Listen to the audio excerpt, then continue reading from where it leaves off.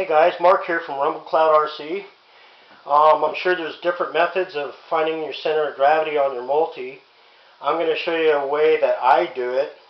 Thanks for the help of Dave Helly. And I'm going to go ahead and try to find my center of gravity and make sure that everything is good on here. So what I'm going to do is, let me explain this a little bit.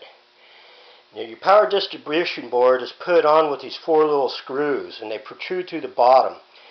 When they put these on here, these are supposed to be designed so they're right basically in the center of your frame.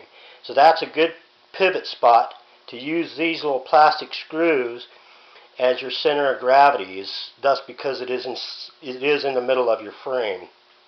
So what I'm going to do is I'm going to go ahead. After I show you what I made these little, there's just regular spray paint cans. You can use anything you want. I used some Gatorade caps, and I just put some hot glue on there to hold them, to keep them from moving around when I'm trying to check my center of gravity. I glued them right on the edge of the cap, so that way you got to have them as close as you can together. So I'm going to go ahead and set that down there. And let me lower the cam so you can see what I'm going to do.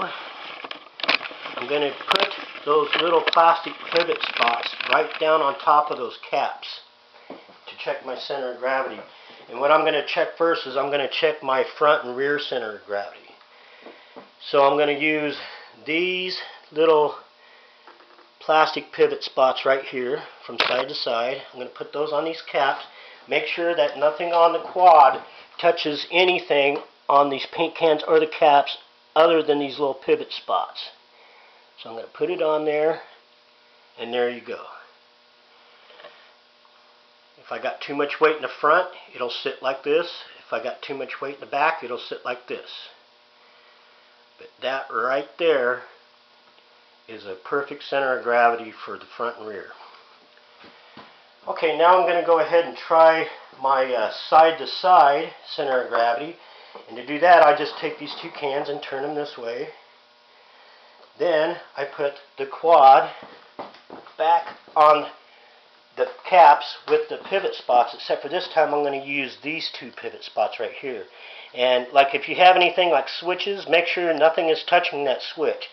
The only thing you want to contact those two Gatorade caps or whatever caps you have is just these two pivot spots, and nothing else should touch it. Otherwise it'll throw it off. Okay, so I'm going to put that on there. And there it is, right there. Looks like I'm a little bit heavy on the left of the quad, so I'll have to move some things around a little bit. But it's pretty close. Okay, right there it's showing that I got good center of gravity. But anyway, just a little quick thing to show you what I do to find my center of gravity, and I hope that helps. If you have any more questions, come and visit us at Rumble Cloud RC.